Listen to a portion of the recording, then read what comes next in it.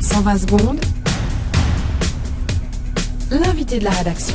Une campagne de prévention de la drogue suscitait la polémique à Lausanne. Le quotidien 24 heures revient sur cette affaire aujourd'hui et nous rappelle qu'un spot de publicité de l'association Non à la drogue, Oui à la vie avait provoqué le malaise auprès de certains parents il y a quelques semaines lorsque leurs jeunes enfants avaient été confrontés à des images très crues censées les encourager à ne pas sombrer dans l'enfer de la drogue. On a ensuite appris que l'association à l'origine de ce film était proche de la scientologie qui n'est autorisée à faire du prosélytisme sur le domaine public que de manière extrêmement limitée. On revient sur cette affaire avec vous ce matin. Serge Jacquet, bonjour. Allô? Vous êtes un ancien toxicomane. Et là, je me sèvre actuellement, quoi, depuis plusieurs jours. Vous avez vu le spot de prévention en question? Je l'ai vu la semaine passée, ouais. J'étais allé pisser à la salle 6 des Galeries du Cinéma à Lausanne. J'aime bien pisser devant des écrans géants, ça fait des ombres chinoises. Et puis alors, qu'est-ce que vous en avez pensé? J'en ai pensé que c'était vraiment bien, quoi. Et l'actrice qui joue dedans, elle est hyper bonne, quoi. Blondette, quoi. On a envie de lui faire dedans, quoi. Puis elle est comique, en plus, hein. Elle prend de la coke n'importe comment, quoi. T'as envie de bondir dans l'écran puis de lui montrer comment faire, quoi, la pauvre. Vous pensez que c'est important de faire de la prévention contre la drogue de cette manière-là? C'est-à-dire en montrant des images violentes, crues... Ouais, c'est vachement important, quoi. Moi, j'ai quand même eu pas mal de soucis à cause de la drogue, quoi, ouais, notamment des soucis cutanés. J'ai dû me faire greffer plusieurs coudes, des pupilles, des rondelles, tout ça, ouais. Alors, entendons-nous bien, hein, je renie rien, j'ai vécu des moments merveilleux, mais, bon, globalement, au niveau du bilan... C'est quand même plutôt négatif. Ouais. Et puis le fait que la campagne dont on parle ici soit financée par une association proche de la scientologie, est-ce que ça vous choque? Oh non, pas du tout, quoi. Là, les scientologues, c'est des mecs comme ça, quoi. Et ils veulent le bonheur de l'humanité. Attendez, vous avez déjà fréquenté des scientologues? Ouais, c'est clair, hein. Un jour, j'étais à la Riponne Maurice Béjart en train de chiller out. Puis il y a une petite scientologue qui est venue vers moi.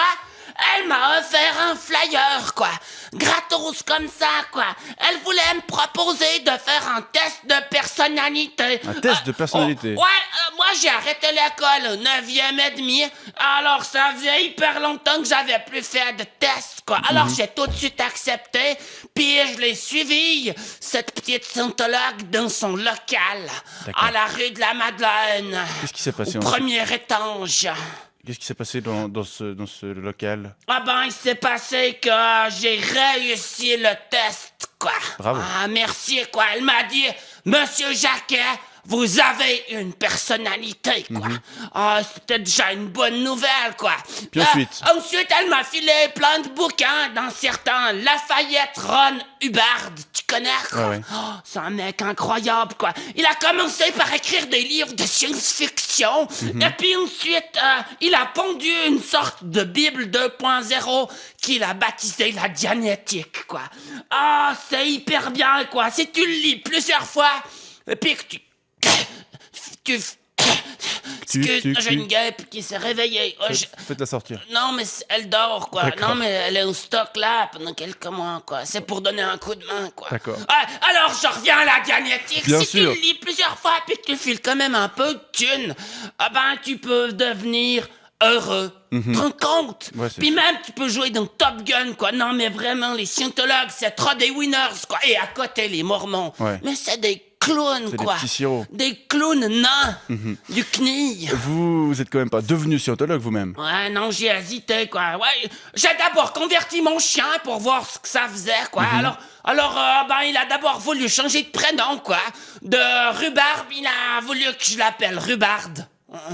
Ah oui, forcément. Ouais, ensuite, il s'est mis à vouloir me faire des assists. Des quoi? Des assists. C'est quoi des assists? Des assists, c'est un truc scientologique, quoi. Il voulait tout le temps venir sur mon torse, mettre sa patte là, puis il me disait « Sans ma patte, sans ma patte. » Sans ma patte. Sans ma patte, ouais. Mais moi, je lui disais « Mais pourquoi tu veux sans ma patte? » Il me disait « C'était pour mes tumeurs, quoi. » Mais j'ai dit « Mais fous la paix à mes tumeurs, rhubarbe, quoi.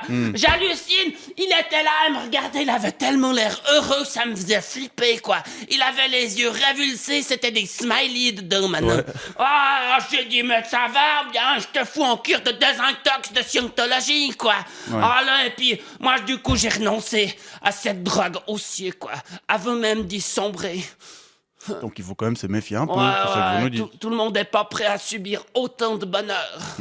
Serge Jacquet, je rappelle que vous êtes un ancien toxicomane et vous réagissiez ce matin à la campagne de l'association Non à la drogue, oui à la vie. Je vous souhaite une bonne continuation. 120 secondes avec les magasins de chaussures Pump It Up et Pompe Funèbre.